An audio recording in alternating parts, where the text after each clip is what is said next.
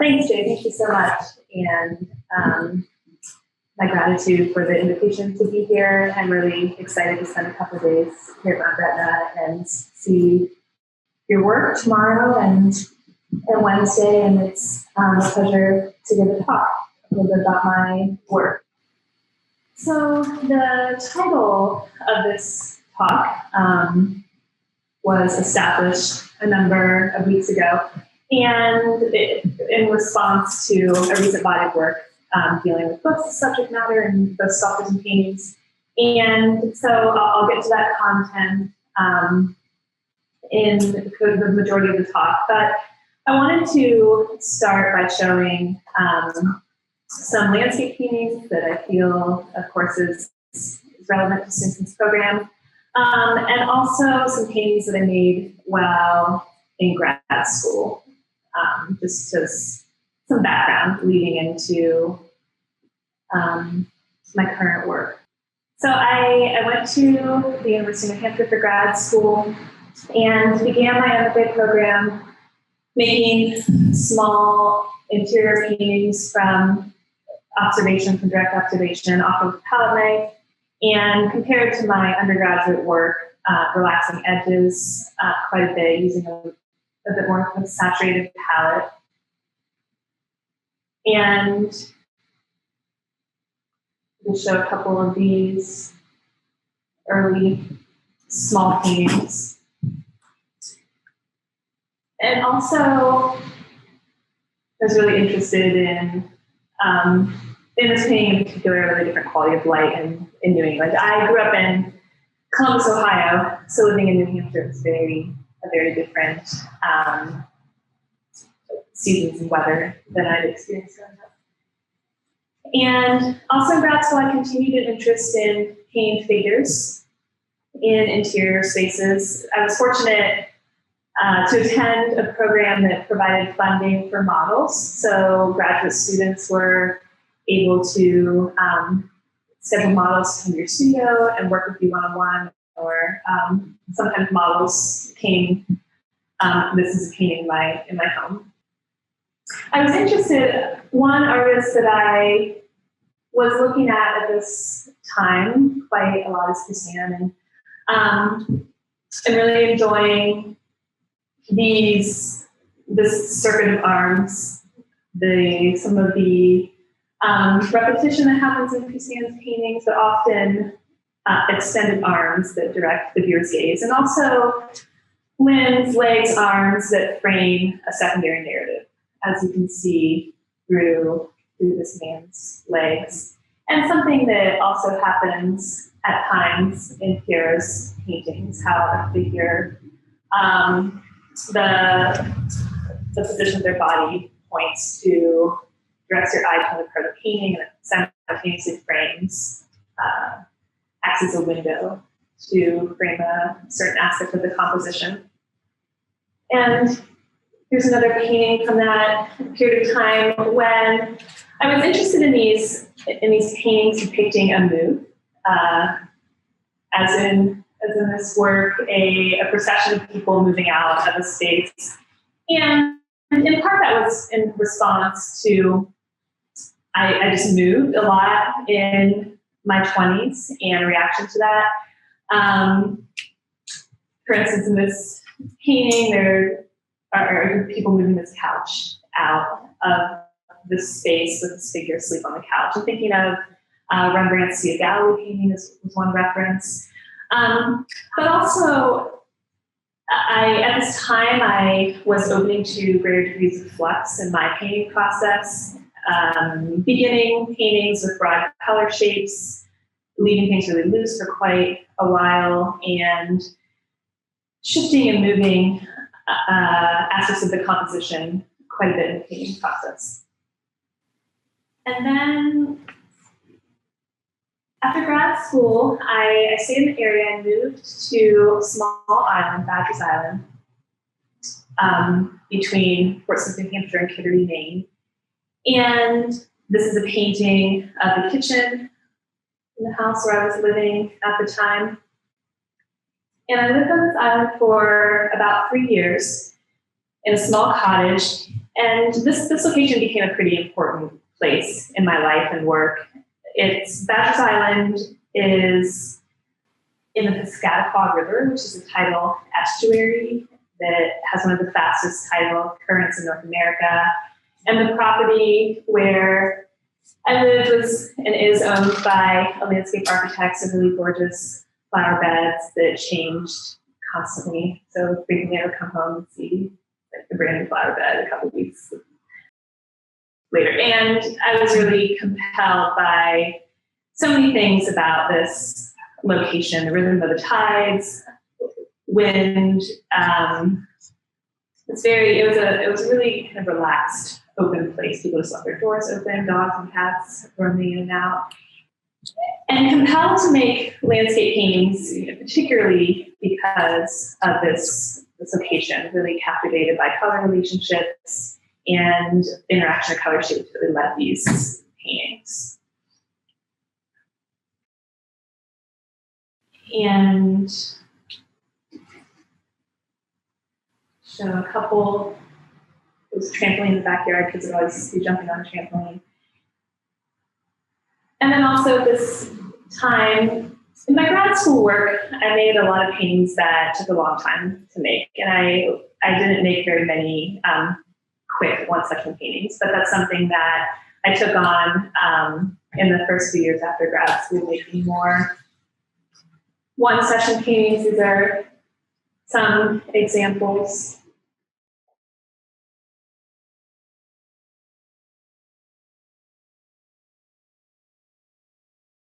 I also had an opportunity to attend a residency in Brittany, France, in Lyon through MICA, Maryland Institute College of Art, where I focused on painting some of the very old trees in that region. It's a really gorgeous spot with ancient forests that I found compelling. Our studios were in this church that you can see behind this tree, and it was kind of odd. In the center of town, there was this monkey puzzle tree, which I learned is imported from Brazil, and it just seemed kind of a little out of step compared to the yew trees and so many of the rest of the foliage in the region. So I made a few paintings of this tree. Then I also had an opportunity to travel to Cranberry Island for a residency with the Heiliger Lahoten Foundation, and this is one painting from that residency program. But something that I am really interested in these works, in addition to being really driven by a response to observed color, also find something satisfying in kind of like untangling complicated intertwined forms, a mass of similar shapes, and working to simplify to find patterns or systems of organization that work in the painting. And then in 2012, I moved from Maine to Indiana. I accepted a position teaching full-time at a small college in central Indiana. And in that position, I was teaching. My graduate program was very, really focused heavily on the formal aspects of painting, and there was only an MFA program for painters, so there's not a printmaking program or other concentrations of students who are also pursuing MFA degrees at the same time. So it was a really intensive experience focusing on painting. And then in my teaching position, I was teaching drawing, painting, printmaking, all the 2D courses, and also advising photography students and sculpture students. And so in the process of my teaching, I really expanded my reading and my research. And during the year, I was just reading a lot of art criticism, reading a lot during the school year as I was teaching. And then and finding new material to do with my students. And then in the summers, heading back to Maine and taking the summer to just respond really directly to the landscape. So this is a painting trying to give voice to those two dynamics and wrestling with those two aspects of my experience at this time in my life. And I also think some of the geography of Indiana, with that like unbroken horizon line, is creeping into this painting. And then I dropped a Art in America magazine in the bathtub, and it was kind of intrigued by this. So I've been making these paintings. The painting prior is just one in a number of paintings with this motif, this like hanging book or magazine in front of the landscape. And was just intrigued by this, the like irreverence, I suppose, of this resource, taking on water, and also interested in the fixed rectangle. All of a sudden, these pages were kind of fluttering and loose and moving and changing shape and form. And so this is one painting made in response to an interest in how nature in the form of water was affecting this resource, and kind of these two dynamics coming together in some way.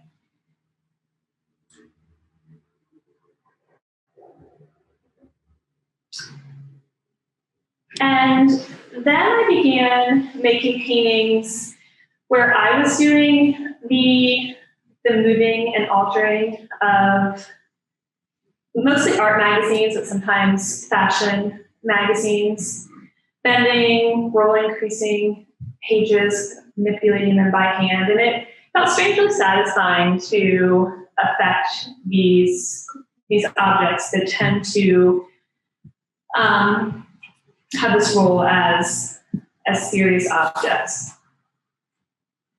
And I was interested in how sometimes this would change the interaction of figures across the centerfold, or could have an effect of the conversation between two different sides, the two different pages. And at times, interested in developing a relationship between the object and the environment in a pretty specific way. And ignoring text at this point, but still responding to observed imagery in these magazines.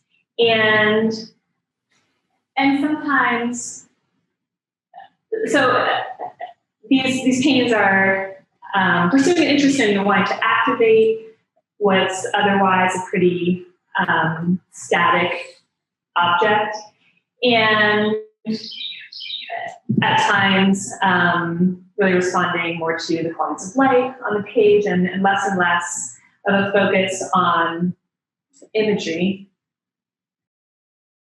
And then back to the water damaged book, something else that I was observing in this process of continuing to work with magazines that become water damaged by some process,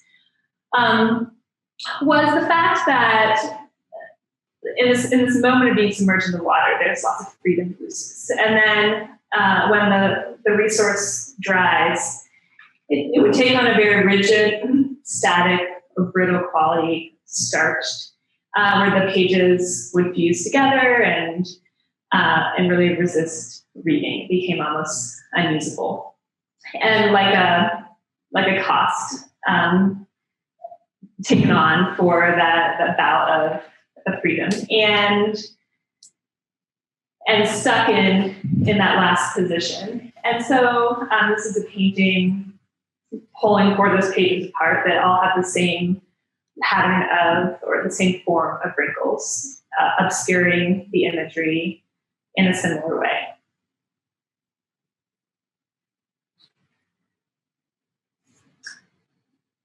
And I also made a few paintings at this time, observing qualities of light coming through a page where you can see imagery on two sides of the page simultaneously.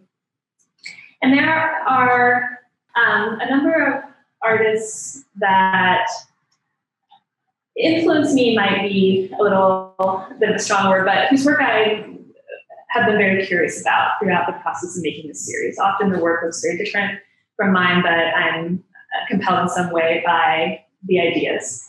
An example, it's a series of books, paintings. These are small paintings, I feel like 9 by 12 inches, by Paul Gagner, depicting invented covers of books by a fictitious author of his devising.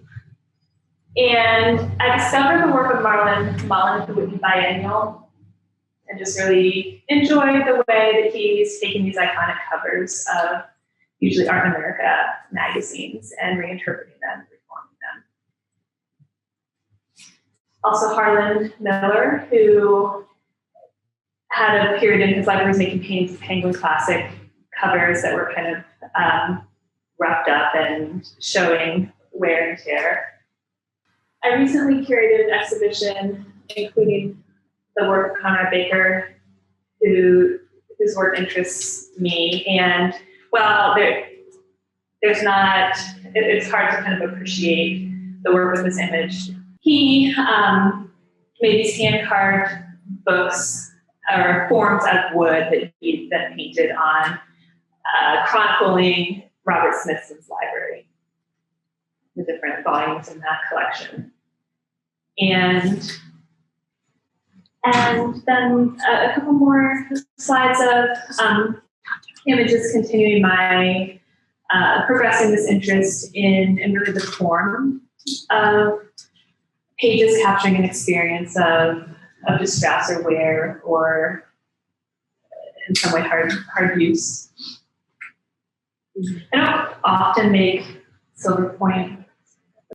I liked the use of that medium for this drawing, in part because of its quality of changing coloration over time as the silver tarnishes. It morphs from like a cool gray to a more copper color.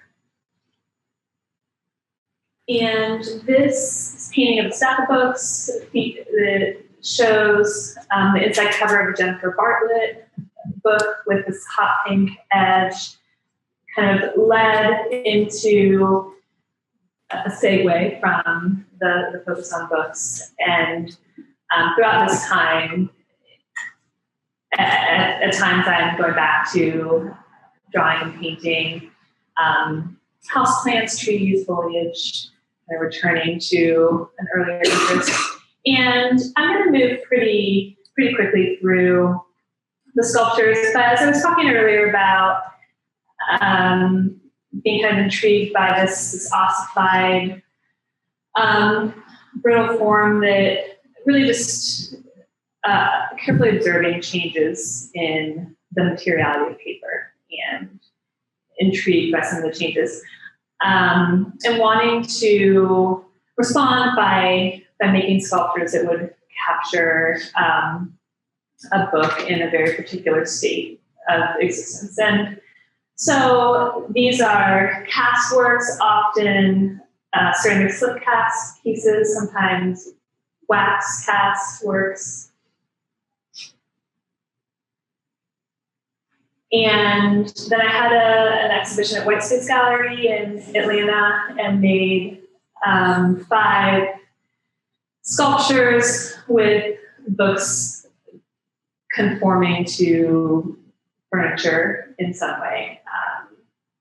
Your nightstand, like neglected book that slumps over, a resource falling off a lectern, books embedded in this coffee table form, and the bathtub returns again. Sculptures. I will talk a little bit about Stella Waitskin, whose work intrigues me a lot. She was a lover of books and collected thousands of volumes and then cast them in resin and built these shelves in her Chelsea Hotel apartment and installed the cast resin books And this is another image of them. And what I like about her work is some of what she expresses, this like dual read of these objects. Her love of books as metaphors for intellectual freedom, but also viewing language as pliable and not beholden to one reality, and hence the sort of kind of globular nature of some of her past books. And she also expressed how she felt texts could be misleading. And so there were a lot of different things going on in some of her thinking with these pieces. And then I began making paintings from the sculptures that I was making. So the next few works show images of paintings from either the molds or the cast works. The color isn't quite so saturated in some of these, but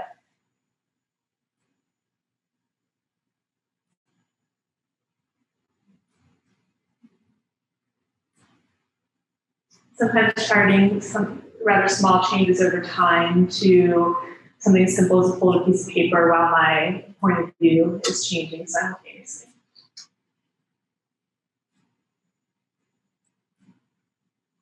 And go back to this image, and I just wanted to read a quote by Peter Mendelssohn.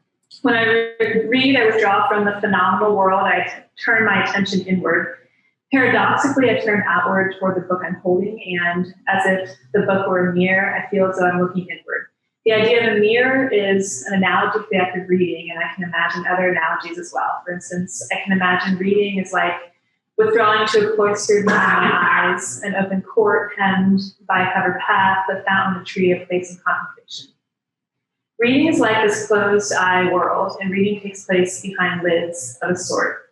An open book acts as a blind, its boards and pages shut out the world's clamorous stimuli and encourage the imagination. And I feel similarly to reading as I do. I feel like a lot of those comments can apply to painting as well, and how I feel about painting. So there's, in my work, I feel this parallel between reading books and painting. And a couple of recent works is I'm starting to work with plant forms again in my practice, and I'll conclude with just some images of the show at Redux Gallery with a friend of mine, Benny Fountain, that Jay mentioned. And thank you so much for your patience and your attention, and I'm happy to take any questions if we have time. So, Susie, are you still stuck on paper, or do you see yourself moving in a different direction of subject matter? I think I'm moving in a different direction. I think the book and paper project for the moment is tying it off and starting to make the paintings. I'm really interested in painting in the landscape more this summer. When you were working on the book paintings, did you think of them like a landscape painting ever? Or like, were you just totally thinking about them in a different way when you're making landscape paintings? Yeah, especially when they develop ripples or wrinkles or creases, I would feel like some of the qualities that I really enjoy in painting the landscape were coming out in the book forms. And also, I didn't show an image of this painting, but I did make a few paintings placing, similar to some of the paintings and the sculptures, but like placing the sculptures kind of as artifacts in the landscape, and so thinking them as like part of the landscape.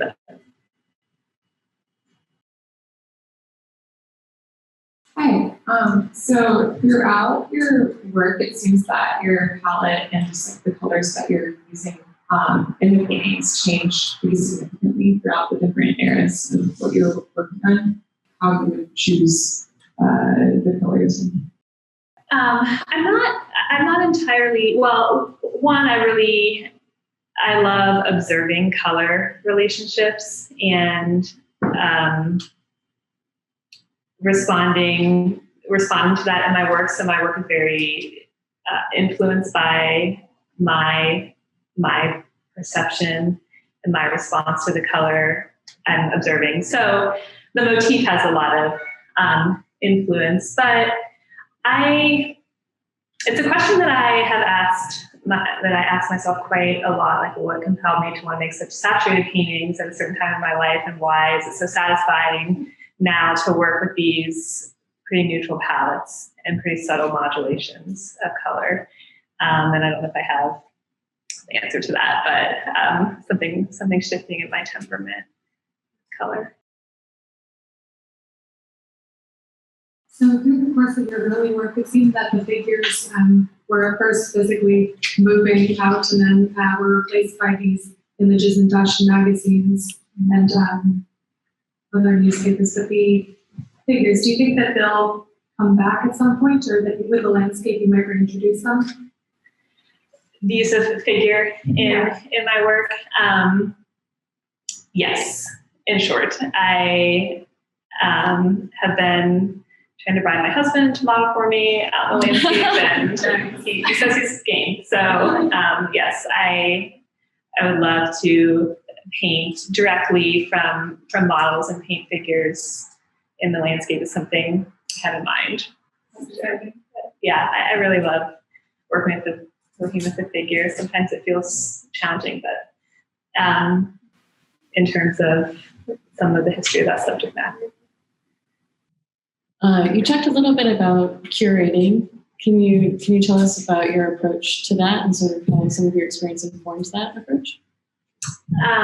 Yes, my experience, when teaching at Taylor University in Indiana, I somehow stumbled into the role of gallery director. So as part of my position there, a lot of my curatorial experience came through that role.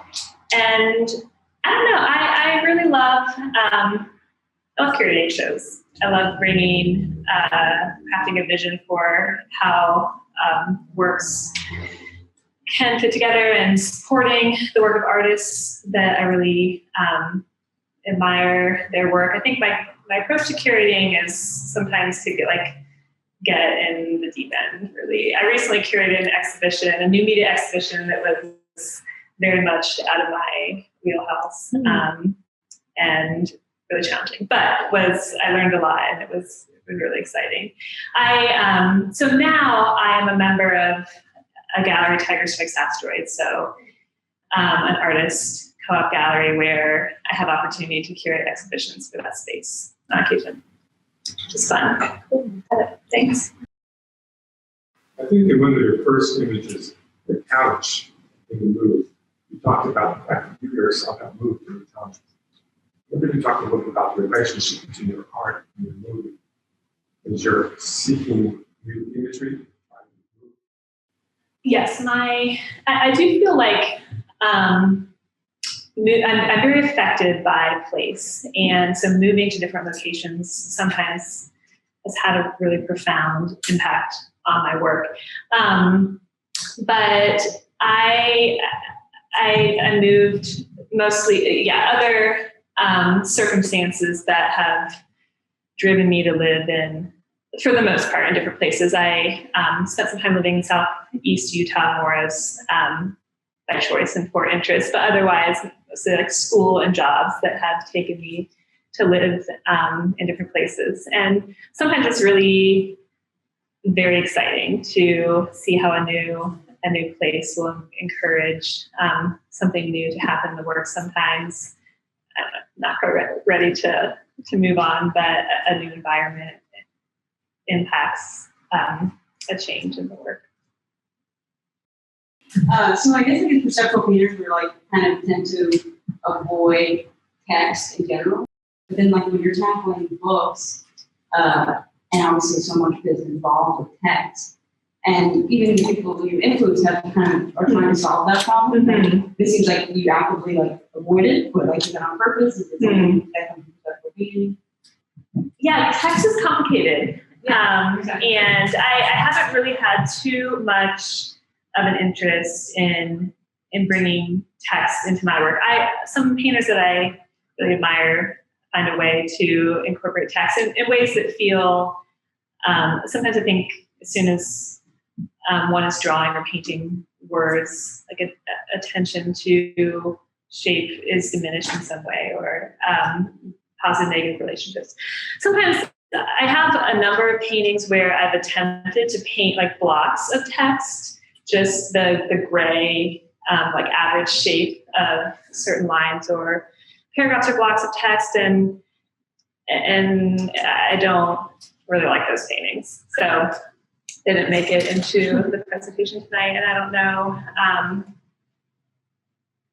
Yeah, so it is something that I've kind of just avoided and focused on other things in the work. That's a really good question. Thank you. Thanks, Susan.